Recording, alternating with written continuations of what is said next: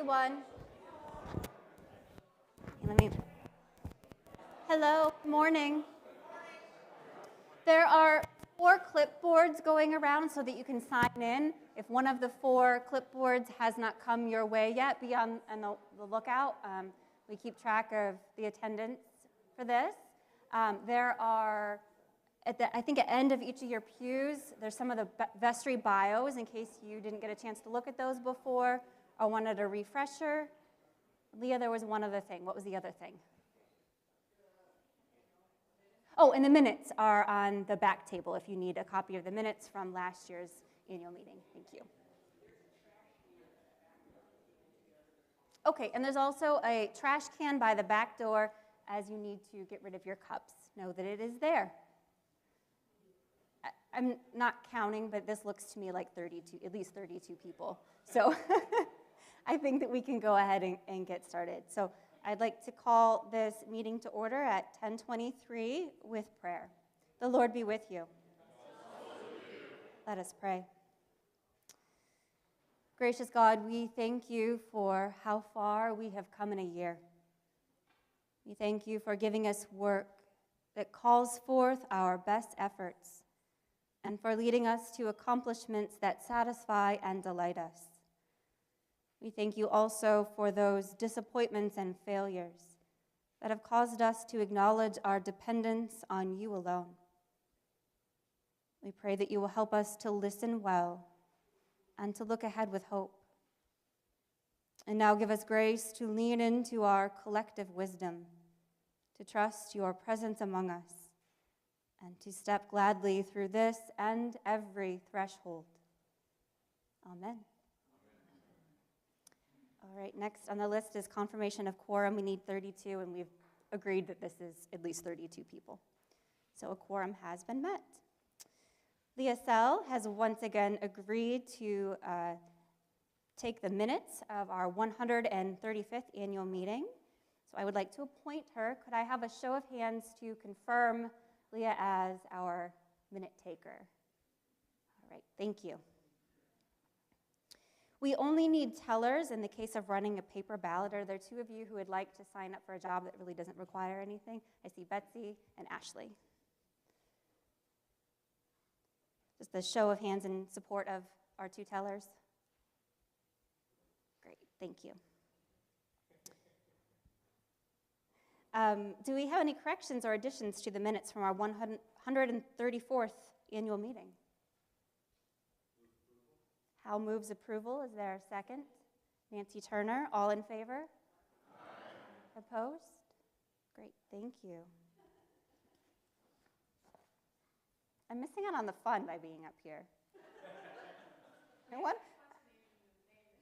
Oh, she doesn't want her name in the minutes.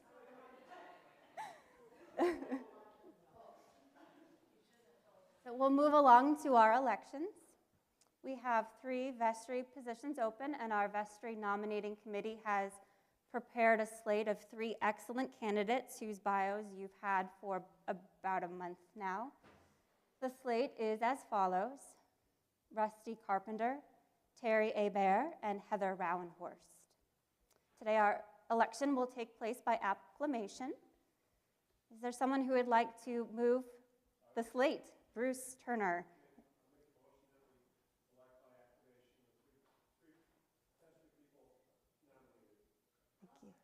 Thank you, Nancy Nicholson. There's so many of you. You just wanted your name in there again. Nicholson, thank you. All in favor? Aye. Opposed? Thank you. Congratulations to our new vestry members.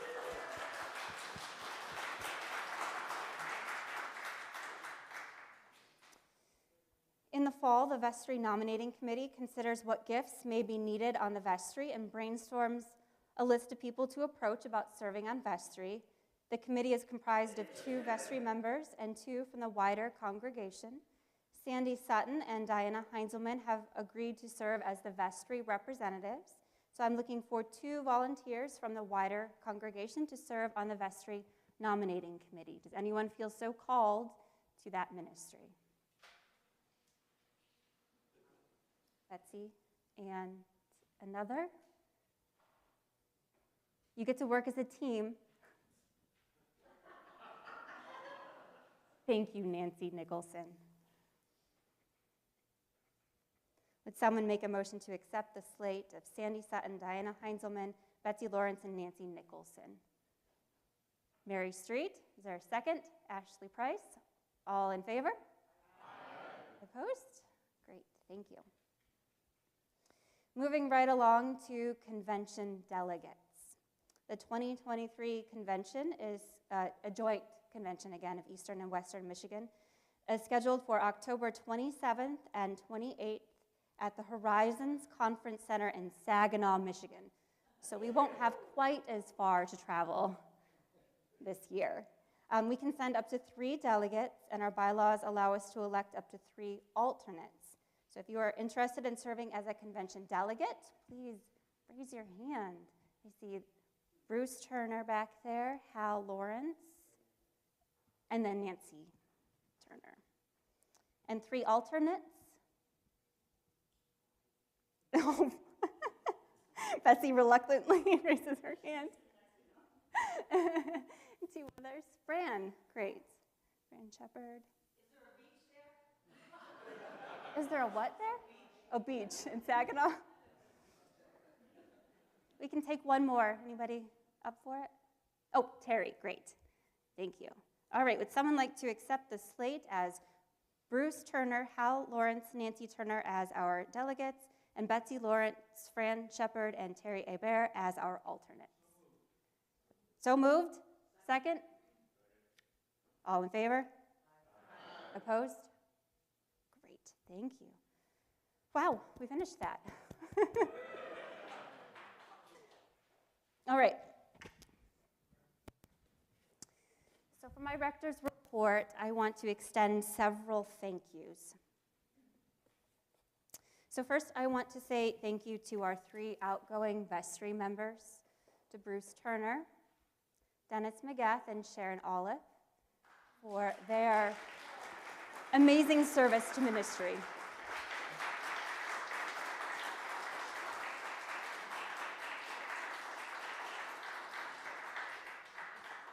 Dennis?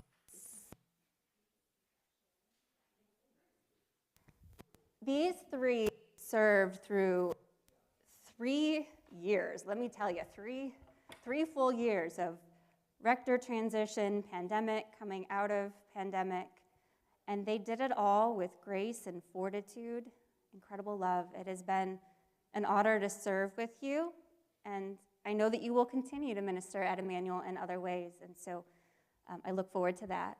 And again, thank you.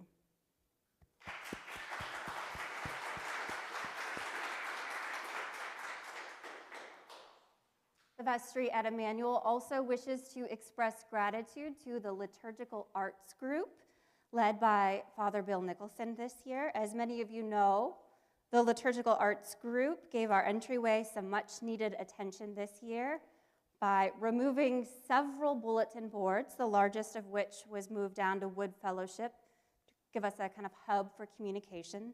They also focused on decluttering our entryway and our cloister areas, which many of you have commented has really made a big difference, and it's helped to make our sacred spaces feel more welcoming and peaceful as you're heading into worship.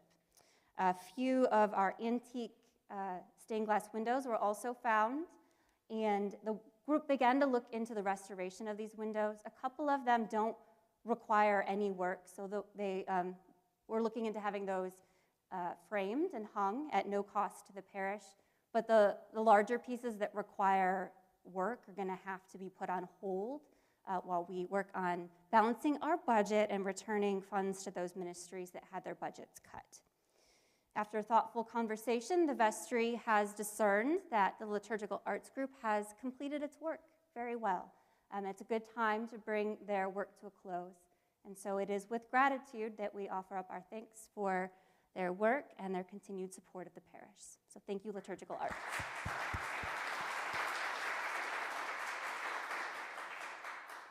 I also want to say thank you to those of you who served on the Gather and Grow ministry. Prior to my arrival, the Gather and Grow ministry was responsible for all the fun events that happened around here, in addition to new member welcome. So obviously that had to be put on pause while some things were happening. And coming out of the pandemic, that ministry has now been rebooted, first as member involvement, and it looks like that ministry is going to take on the name of Parish Life Ministry. So I wanted to say thank you to those of you who serve faithfully under the leadership of Wendy Price for many years on Gather and Grow, and we look forward to continuing to have fun together under the direction of Parish Life Ministry. So thank you, Gather and Grow.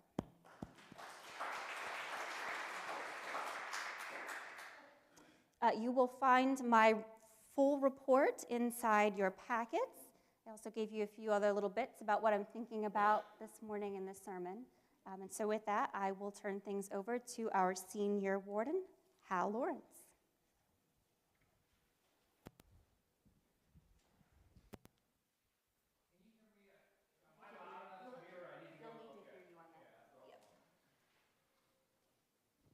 Well, it's a pleasure and honor to stand before you today and give a few bullet points from my report, which is in your agenda, and I'm not going to read all that, but there are a couple of things I'd like to highlight. And Reverend Kay sort of bullet pointed them wonderfully in her sermon this morning.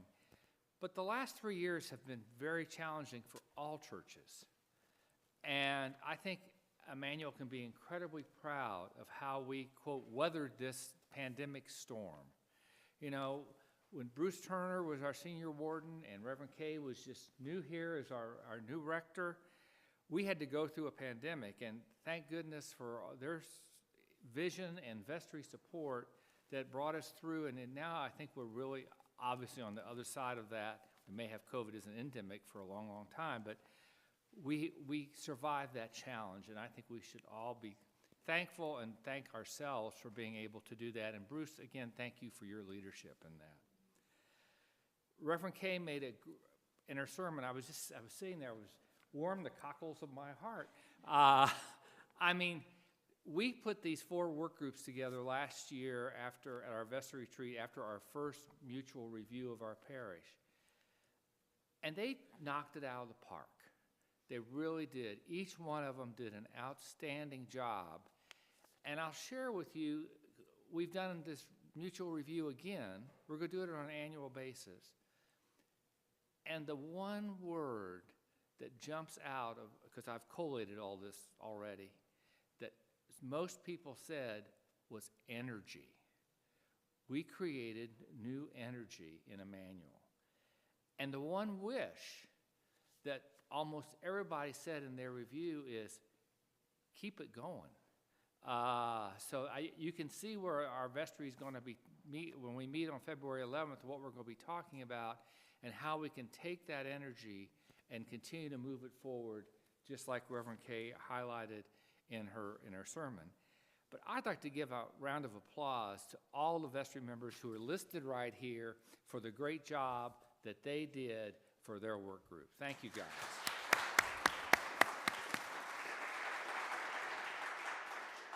You know, we started an adult forum, which is going well. Betsy, thank you. And Bill, thank you for the liturgical arts. What a great job you have done helping us enhance the welcoming feeling of our wonderful church. And we really, really appreciate that. And Reverend Kay highlighted that too. And Wendy Armstrong, who you're going to hear from in a few minutes, is really helping us, along with Margot Todd, to update our memorial and gifts policies and documentation.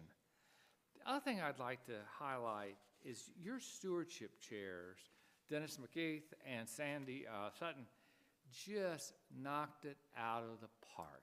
You guys did a wonderful job, and we can't, as a parish, can't thank you enough for the good job that you did. Thank you for leading us through this stewardship session. You're going to hear more about that from Franz when he and from Dennis when he gives the stewardship report. But they did an outstanding job, and Mark Thompson, who's our treasurer and leads our finance committee, really has helped us navigate through some difficult financial times. And hopefully we're starting to see some sunshine as we go forward. As I already alluded to, we're going to redo the mutual ministry. We've already done that. We're going to use it at our retreat. And next year, the plan is, You know, the first year, it was just the vestry that did this review.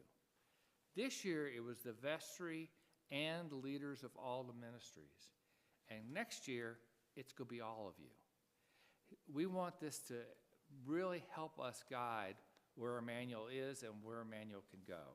So we look forward next year to having every member of our parish having the opportunity to participate in this mutual review. You know, as in my final paragraph, we are blessed with a beautiful church, a wonderful rector, and just a great parish, all of you. And I thank you, and I'm honored to be able to stand here and tell you how much we appreciate all of your support. Thank you.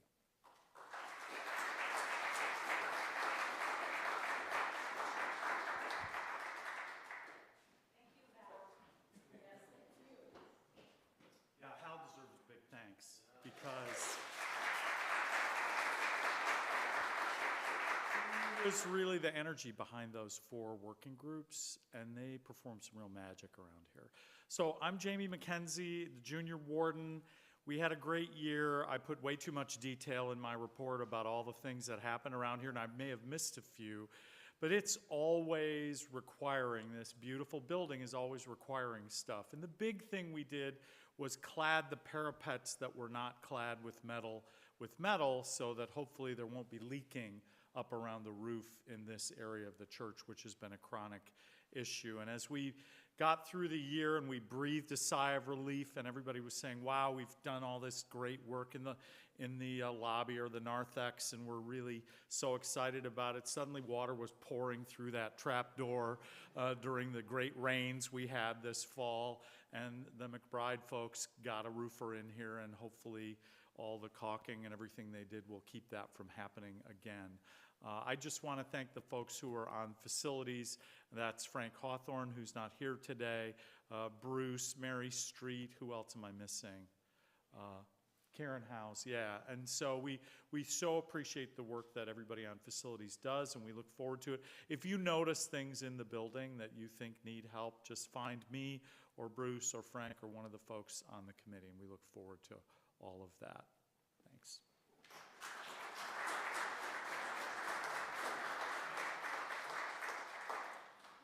So next up is our assistant treasurer speaking about our budget and finances.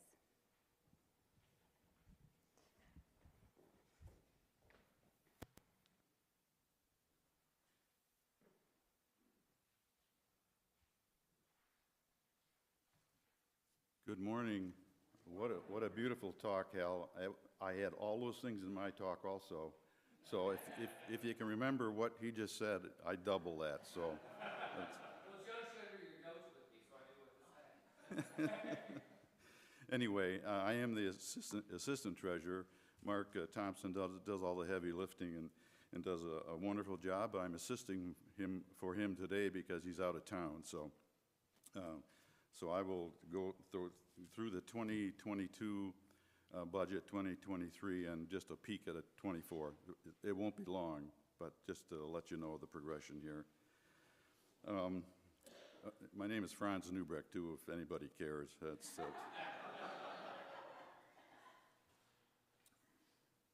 Mark Thompson and Leah Sell actually went over the banking statements for the end of 2022. So kudos to both of them, and Leah especially, too. In fact, let's give Leah a clap. I mean, she's wonderful.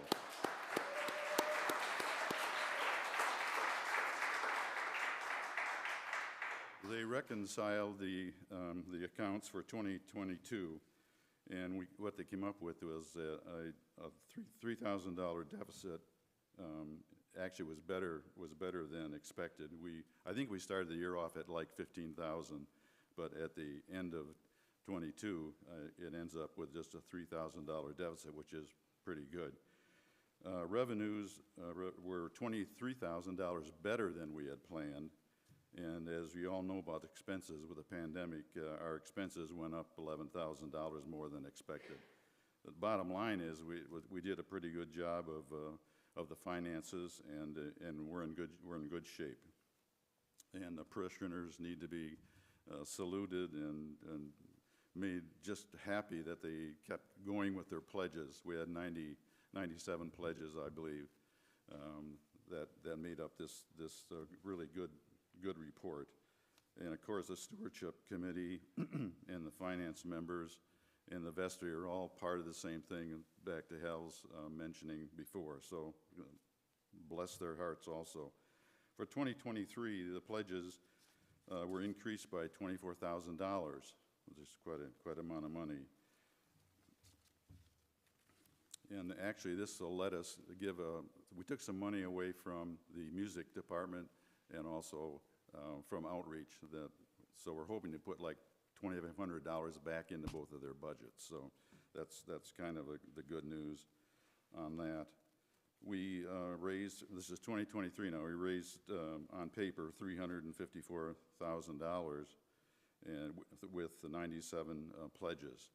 And the people who went through the pandemic and still kept their pledges up and honored the pledges at the end of the year need to be blessed by the church, and we certainly do that.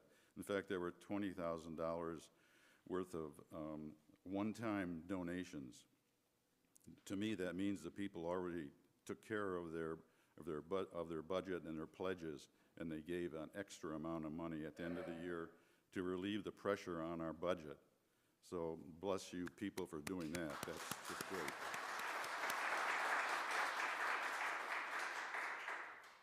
Little bit of a downside. We're starting out at like a $15,000 deficit for 2023, but that's the way it was before. And as the year goes on, things change, people's lives change.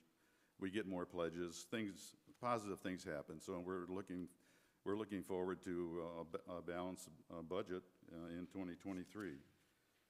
And just a peek at 2024, that's kind of hard to look at from this standpoint, but we're looking for 105 pledges with a total amount of expenditures, revenues of $360,000. So as long as we can keep it on an upward trajectory, we should do well with our budget for 2024, also with having a blessed church behind us. So with that, my speech is ended, and blessings to everybody in the church. Thank you, Franz.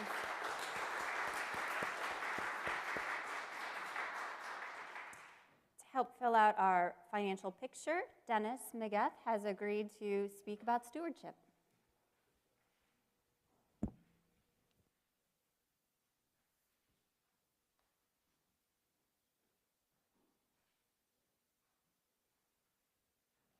Good morning, and then thanks Hal and Franz for covering some of what I'm going to cover, but I'm going to make it very short and brief.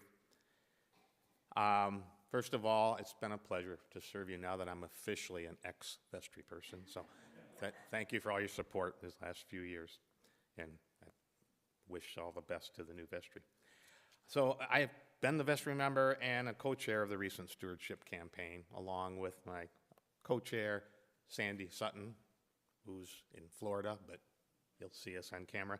I was going to say sunny Florida, but I looked at the weather this morning. I think there might be getting rain there, so sorry, Sandy. And then along with other committee members, Betsy Lawrence, Susan Spence, Mark Thompson, Reverend Kay, and I have to say our senior warden, Hal Lawrence, provided a lot of valuable assistance to us too, so thank you, everyone. And you have the final report of all the income and expense chart that Franz just reviewed, and it's in your packet, but I just want to highlight a few items regarding our stewardship campaign. We ended up, like Franz said, with 97 total pledges, which is 8 more pledges than we had in 2022, and the highest number of pledges since 2018. And this also included 10 new pledges, so I think those are all great numbers. 56 of our pledges were either the same or increased from 2022, despite some really tough economic times, so I thank everybody for that. And we had set a rather aggressive and optimistic goal, and after kind of a slow start, by the end of December, we had reached 99% of our goal, which means the vestry will not be forced to make the severe cuts in the proposed 2023 budget like we were facing had the campaign not been so successful. Yet, we know that there will always be financial challenges in our future. And we want to thank all of you that made this campaign a success through your generosity and your love of Emmanuel and all of God's good work that's being done here. We are truly blessed, and as we look forward to 2023, let us remember that while the stewardship campaign is over, stewardship, the sharing of our treasures, time, and talents, all of which are gifts from God, never ends. So thank you, and may God continue to bless Emmanuel. Thanks.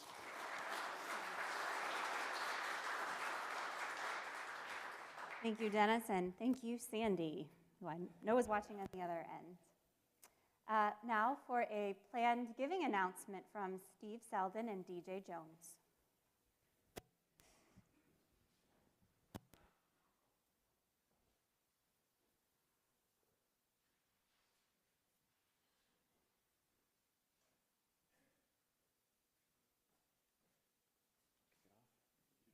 I'll kick it off. Good morning or afternoon, whatever time it is.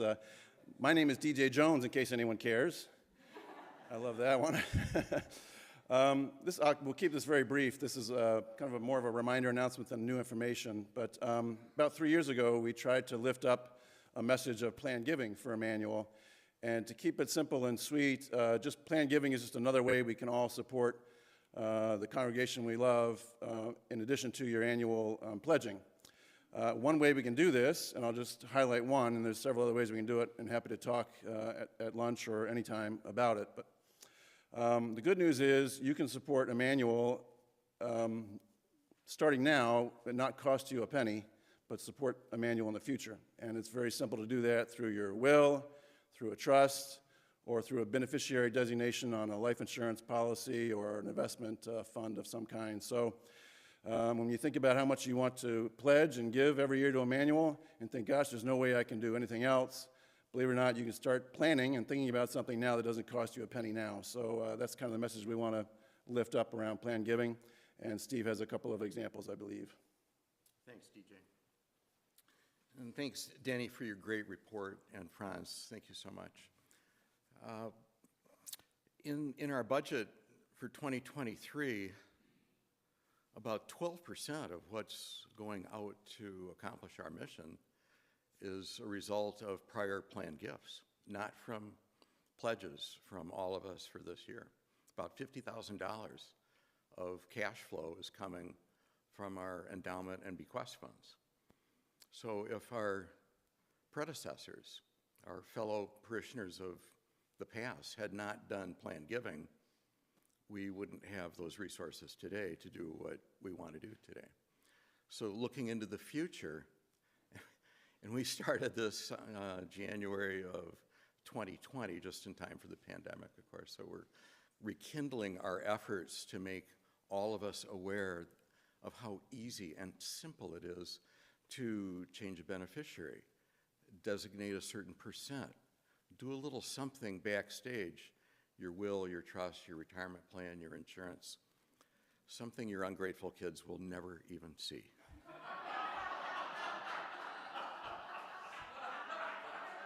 So we have about 20 of the nice little folders from the track rack that nobody's picked up in the last 3 years. So we're going to hand those out, and a color version of the nice little summary that you've seen on planned giving a couple times. But the best example really is the Wood family bequest. Charles Wood, you'll see his name on the third stained glass window as you go down through the cloister. I never knew him personally, but he attended here. He loved Emmanuel, and he owned a farm in Indiana. And after he left Michigan, Emmanuel was in his heart for his whole life. And in his trust, it specifies 10% of his estate would come here. And that added up to $500,000 or $600,000. And those funds made possible not just the renovation downstairs that we now call the Wood Fellowship Hall, but a lot of deferred maintenance was completed thanks to Charles Wood's foresight. I think I can name a name. The Willie family started the endowment fund. And it's huge, and it's thanks to Walt Willey. He didn't have to do that, but he did it. So looking ahead 10, 15, 20, 30 years, many of us won't be here anymore, but maybe our contributions can have an impact, not just our annual pledges, but maybe something a little bit more. So take one of the folders. BJ, you want to help me hand these out? And just welcome your participation and support.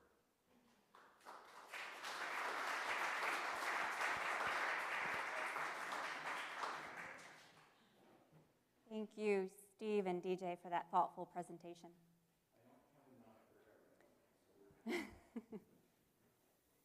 So while they're passing those out, let me just remind you that the annual report that you received by email about a week ago contains the full listing of reports. We also had just a few copies printed if you didn't receive that by email.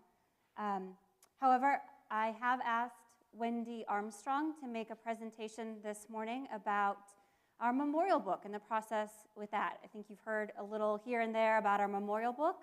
So thank you, Wendy, for your work and for giving us an update this morning. Good morning.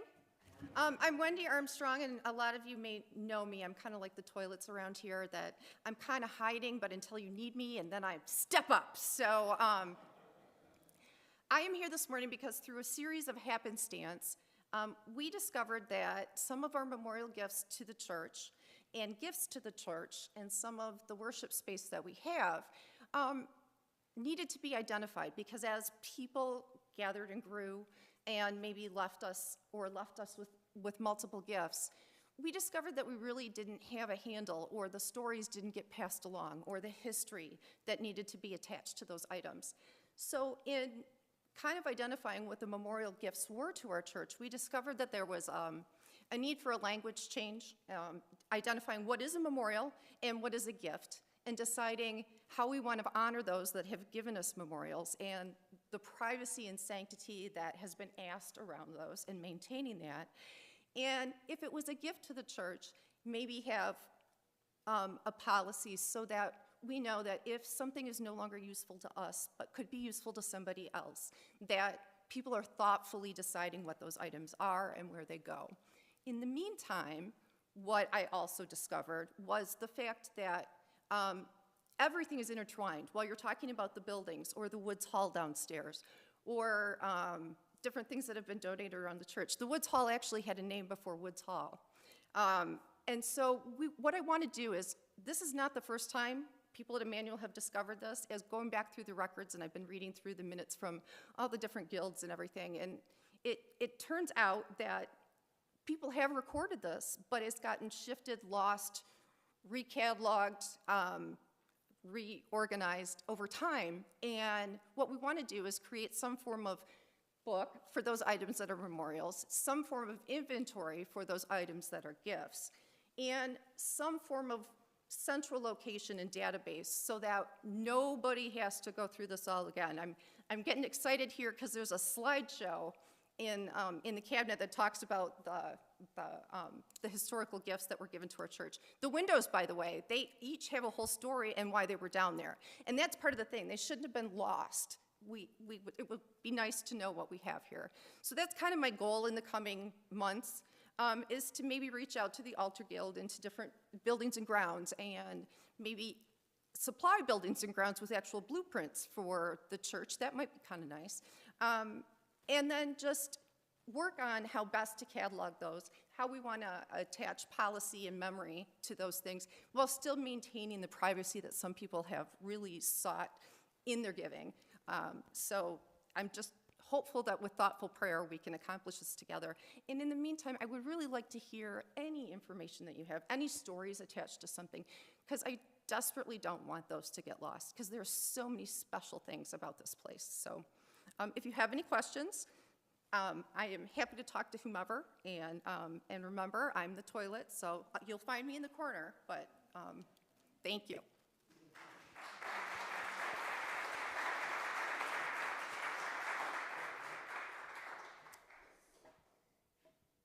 All All right, this is a big announcement for me. So I have yet to experience the Shrove Tuesday celebration here. Circumstances have not allowed that to happen, but it is coming back this year. So mark your calendars for Tuesday, February 21st from 5 to 7 p.m. We will have jambalaya and crepes and ice cream and all sorts of good stuff. So there's a couple ways you can support this event. The proceeds go to youth ministry here in the parish. So you can buy tickets and or you can volunteer to help, serve, clean up, and provide smaller side dishes. I don't believe we have the volunteer sign-up sheets up yet, but expect those in the next week or so here. Visit the bulletin board, probably in Wood Fellowship Hall, to sign up to help. And tickets will go on sale on Sunday, February 5th.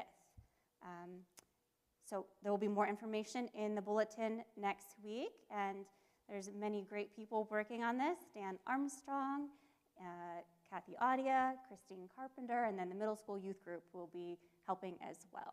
So I'm very much looking forward to this revived tradition here at Emmanuel. All right, just one other thing before we disperse today and go to our brunch. We had to tweak, it was necessary, to tweak the sound system before Christmas and then again after Christmas. So what I'm just wondering, I just want to kind of crowdsource while you're all here, how many of you think it's gotten better since after Christmas? How many of you can hear better since we tweaked them? Not many of you. You can hear better back there. So how many of you think it still needs more work by a show of hands? Okay. All right. So the interesting thing about this space is that the sound is different in different locations, so it takes a while to get it right. So we'll keep working on it. Thank you. All right, and one last thing, just a reminder to the vestry members, we'll meet briefly to elect our officers. So don't run off to brunch just yet. The rest of you may do so. Did you have something to add, Hal? Yeah, I am.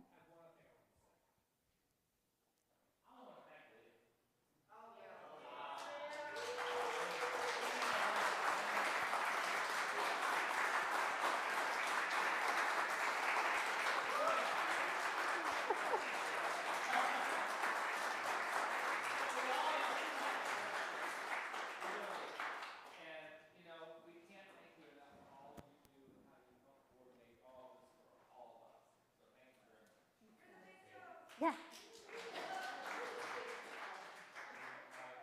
just really want to acknowledge on my own behalf how my spiritual development has not only been enhanced by Reverend Kay, but also by our music director, Andres. There he is.